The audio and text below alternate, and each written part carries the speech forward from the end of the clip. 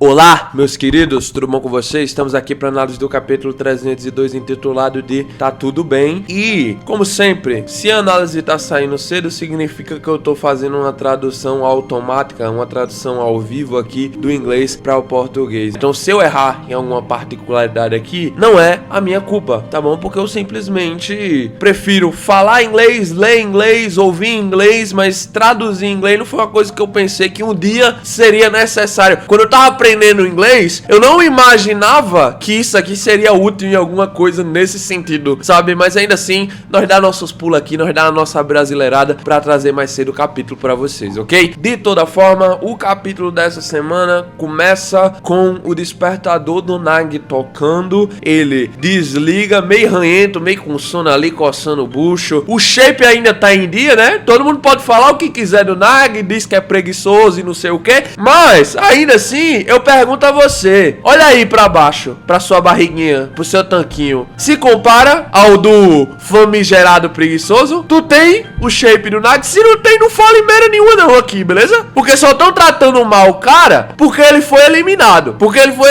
Se ele ainda tivesse se mantido, mesmo tendo perdido valor, você estava tudo caladinho, né? Só gosta de apontar o dedo quando tá na desgraça. Quando as coisas mudam, some, né? De toda forma, ok. O Nag coça a barriguinha ali, o seu tanquinho todo gostosão, acorda, levanta da cama meio que sem vontade, cumprimenta o Choke, dá ali um bom dia e acaba também se machucando. De certa forma, ele cumprimenta o Choke meio que já na intenção, mesmo que não queira, né, de acordar, porque ele sempre acaba se espetando no cactuzinho e fica mais esperto, né, tendo machucado um pouco o dedo. Uma coisa que eu tenho que lembrar aqui logo no início do capítulo, caso eu me esqueça no final da análise, é que, pessoal, esse capítulo tem muitas ligações com outros momentos, tanto do mangá do Nag como o próprio mangá aqui principal. Se você for puxando na sua mente, tu vai acabar percebendo, muita gente já percebeu isso, que existem certas semelhanças entre, por exemplo, esse capítulo e o primeiro capítulo da obra. É o primeiro, eu acho, né, que é quando o Isagi tá de bike e acaba caindo em lágrimas. Pronto, se você fazer essa comparaçãozinha, você vai começar a perceber. E quem já leu o mangá do Nag, que inclusive nós estamos cobrindo aqui pelo canal a partir da semana passada, vai perceber que também tem páginas, tem quadros nesse capítulo aqui, que são literalmente um Ctrl-V, Ctrl-C dos quadros no mangá do Nag, no início, antes dele ter entrado no Blue Lock. Então eu sinto que os autores estão meio que tentando fazer essa sincronia para mostrar o tanto que os dias do Nag voltaram a ser os mesmos, tá bom? Criar essa perspectiva ótica de que tudo voltou a ser como era antes, nada mudou. Eu pelo menos interpreto dessa forma, né? O Nag olha pro seu uniforme, ele provavelmente nesse momento deve estar pensando sobre voltar à escola, né? Finalmente chegou a hora dele voltar à sua rotina normal. Ele volta ali pra Hakuho, que é o nome da escola dele, né? E do Rio que eles frequentavam. E o Nag é uma celebridade. A partir de agora, pelo menos ali dentro da sua classe, todo mundo reconhece ele. Quando ele chega na sala, um dos nerdão diz: "Ei, o Nag tá aqui, olha!" E a galera começa a se juntar ao seu redor nesse momento. Um dos garotos diz: "Você foi incrível, cara. Nós te vimos na Blue Lock TV." O Nag nesse momento pergunta se ele pode sentar ali, já que ele não sabe como tá distribuída as carteiras, né? Ele tá tendo a primeira aula do ano letivo inteiro agora e basicamente ninguém responde ele só se senta mesmo. Só que os meninos estão muito animados com a situação dele ser essa estrela, dessa popularidade que ele agariou, dele ter participado da Blue Lock TV e do projeto Blue Lock. Um dos outros garotos diz: "Bom trabalho, velho. Aqueles gols que você fez foram incríveis." E nesse momento, uma menina que tem crush no Reu, pra quem não lembra, essa aqui é a mesma menina que ficava tentando dar em cima do Reu no começo da obra. Eu sei que quase ninguém vai puxar isso na mente, mas não tinha uma garota que tentava ali, sei lá, chamar o Reu pra estudar. Era um negócio assim, eu também não lembro muito claro não. Mas não tinha uma garota que falava com o Reu no começo da obra, só que o Reu não queria saber de nada e andava com o Nag pra ir jogar futebol. Pronto, é essa garota. Essa menina realmente tinha e ainda continua tendo um crush fervoroso no Mikage Reu, mesmo depois de, sei lá, 6, 7 meses que ele nem aparece mais na escola. Pra ele, pelo menos, ela deve ser uma completa estrela. Se ele lembrar o nome dela, é muita coisa. Mas, mesmo assim, essa menina pergunta sobre o Reu. Os garotos começam a questionar o Nagi sobre a sua situação. Você vai se tornar profissional? Outro diz, sua oferta ainda é boa, certo? E todo mundo já tá meio que com um raciocínio. Pô, mesmo que ele não tenha se classificado, ainda assim ele conseguiu uma coisa legal. Conseguiu uma coisa que pra quem tá de fora, ali, uma pessoa normal no dia a dia do Japão assistindo a Blue Lock TV, diz, pô, massa! Incrível, um cara com essa idade já tem um contrato de 24 milhões de ienes a partir apenas de algumas partidas ali. Foi legal. Todo mundo aqui de fora também concorda com isso. 24 milhões de ienes, mesmo com o Nagi fora, ainda é alguma coisa. Só que o Nagi tá muito calado. E se o Nagi tá muito calado, você já começa a perceber, ele não tá tão feliz assim com essa situação, não. A menina que tem crush no Reu começa a encher o saco. Onde é que tá o Reu-kan? Onde é que tá o Reu-kan? Começa a repetir isso, o Nagi olha assim... Dá aquela respirada funda, né? Não faz uma cara que não tá pra muitos amigos e simplesmente diz: isso não importa pra mim mais, tá bom? Agora, isso tudo acabou, ok? Os caras não entendem o que ele acabou de dizer. Ele tá se sentando ali na carteira. Um deles pergunta: hã? Mas você ganhou uma oferta. E aí o Nagi responde: eu já fiz o bastante. Pra mim, o futebol acabou. Eu não quero mais saber do futebol. Nós temos agora um close numa bola por fora ali da escola dele, e é assim que acontece essa despedida. Ele meio que falou isso claramente para que parassem de comentar sobre isso. Ele não queria mais saber disso, ele não queria ficar ouvindo a galera comentando sobre ele ter sido eliminado. Qualquer coisa referente ao futebol ia fazer ele se lembrar de um momento que foi angustiante para ele. Então ele fez um corte rápido e fácil, né? Tramontina aqui, não deixou mais que esse tema fosse debatido na sala, ponto final, ok? Bem, nesse momento nós estamos no meio de uma aula e o professor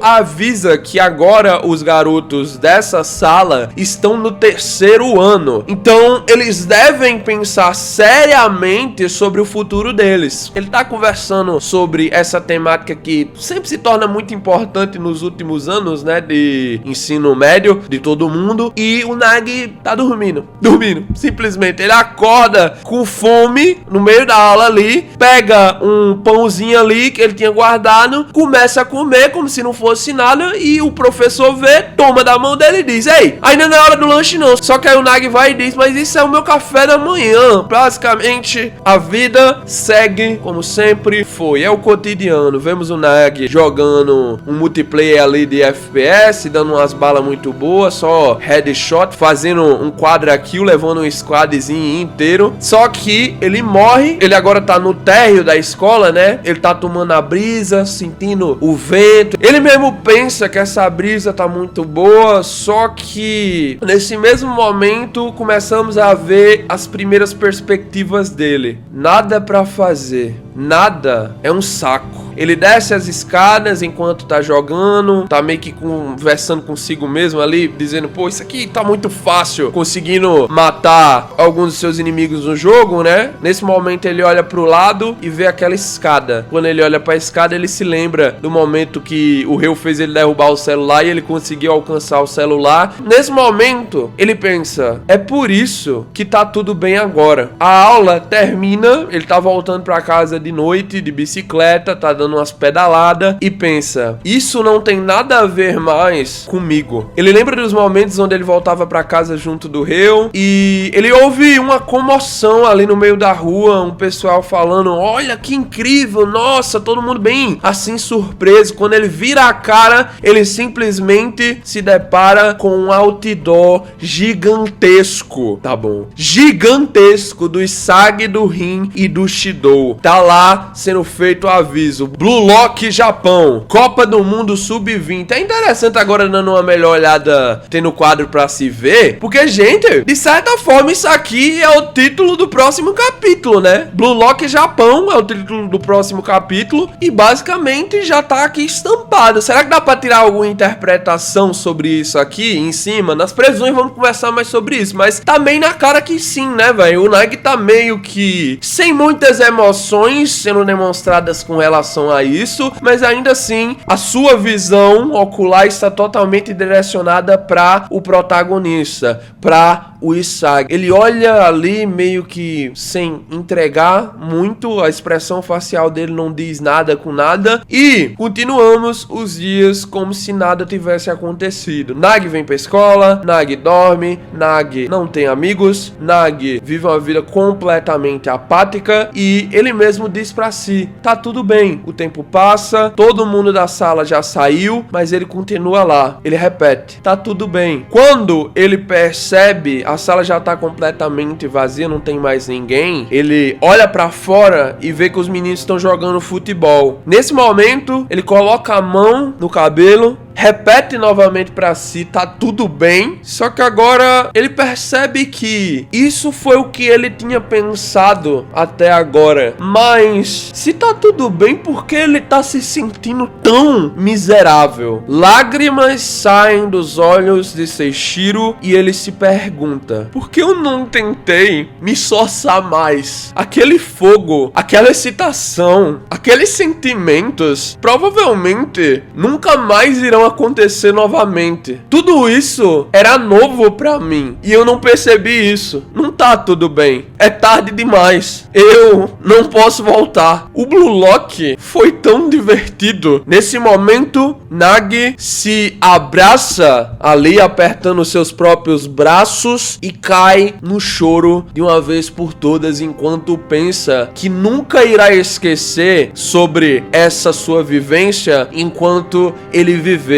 Ele quer realmente voltar. Ele não sabia de nada. Ele tava de boa em seguir todo mundo, só ir atrás dos outros e ficar animado com relação a isso, tá bom? Realmente ficar excitado com essas situações. Ele simplesmente conclui que quer voltar a ser como ele costumava ser. Se fosse possível ter uma máquina do tempo, ele sem sombra de dúvidas usaria ela. Mas ele não pode. Caindo no choro, Nagi soluça e o capítulo termina dessa forma. O título do próximo capítulo, só pra lembrar vocês, pessoal, é simplesmente uma parte que tava ali no outdoor, tá bom? Blue Lock Japão. Acho que vai ter um foco maior nesses posts, na divulgação, um foco no Bratsuta também, e eu ainda tô com um pouco de receio se vamos ter uma continuação para com o Nagi, pelo menos para percebermos alguma coisa com relação ao seu futuro, ou se vamos ter um corte seco, vamos ficar na dúvida por meses do que irá acontecer com ele, e essa será uma resposta que só virá no mangá da spin-off, tá ligado? Ia ser também uma forma interessante de se trabalhar isso aqui. Já deixou meio que em aberto essa situação, né? Já que esse capítulo confirma pra nós que o Nagi não desistiu, ok? Diferente se a pessoa só lê o começo do capítulo, a pessoa talvez pense, ele não quer saber mais disso, mas o final aqui meio que já deixa declarado, o Nagi não desistiu, o Nagi quer continuar, mas não pode. Se houver uma possibilidade que possa o levar, não importa o que ele tenha que sacrificar pra isso, eu acho que ele vai fazer. Eu acho que esse capítulo é muito importante, principalmente no sentido de percebermos que o Nagi não é totalmente apático, né? Até agora a personalidade do Nagi era de um ser apático a tudo e todos, que fazia algumas coisas aqui e ali, meio porque dava na telha. Agora não, nós temos uma das emoções pilares aparecendo dentro do personagem, e isso mostra o quanto é importante pra ele. Gente, eu quero que vocês condicionem uma coisa, tá bom? Que talvez vocês não tenham condicionado ainda, e por isso vocês têm muito hate pelo personagem do Seishiro, que é o seguinte: o Nagi não tem experiência na vida dele de nada. Sabe o que é uma existência praticamente inútil? É a dele antes do Ryo chamar ele pra jogar bola, ok? Ele vivia os dias quase como se ele tivesse sendo levado pela vida. Tá ligado aquela música, deixa a vida me levar, a vida leva eu? É uma pessoa que basicamente não toma decisões de nada. Ah, eu vou trabalhar com isso, eu quero isso pra mim, eu quero... Não, o Nagi era literalmente o cara que passava dia e outro dia fazendo o mesmo, do mesmo jeito, sem ambições. A partir do momento que ele chega no projeto Blue Lock, ele percebe, ele começa a ter...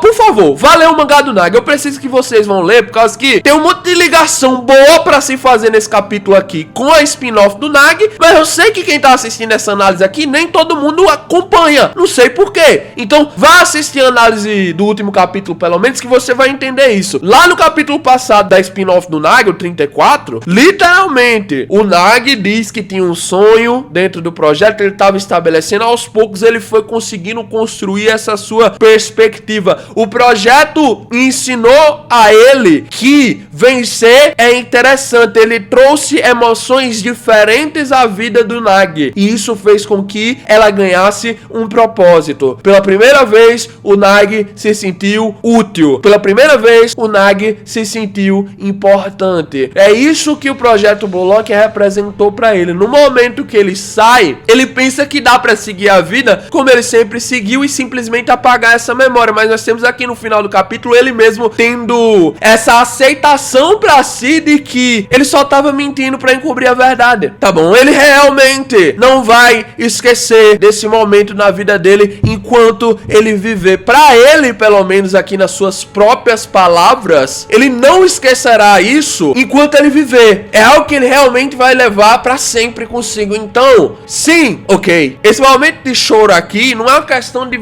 eu tô pedindo pra você ter pena do Nag nem nada do tipo, mas eu quero que você entenda que basicamente a situação do Nag agora é quase a situação do Yoshi, ok? Arrependimento, culpa, tudo isso o Isagi sentiu no começo da obra, antes de ser chamado pro Blue Lock. Agora nós estamos na mesma situação com o Nag. É uma coisa absurda pra mim o nível de futebol que o Nag pode desempenhar, por causa você tem que perceber. O Nag já fazia tudo isso sem ter sequer uma autopercepção do quanto isso importava pra ele. O Isagi evoluiu, pôde progredir e se tornar tão incrível assim por causa que ele ganhou o objetivo e decidiu que ia viver pro Blue Lock. Desde o final da primeira fase do projeto, quando tá começando a Liga Negoísta, nós temos lá o Isagi no quarto dele prometendo pra si: eu vou dar minha vida pelo Blue Lock. Cara, imagina o momento que o Nag promete isso pra si mesmo. Eu só tô colocando a pauta aqui na mesa, depois nós conversa mais sobre isso, ok? Por causa que os próximos capítulos, se o Nag ainda vier a aparecer antes do início aí do arco de treinamento, meu irmão, podem estabelecer sim uma parada muito louca, pai.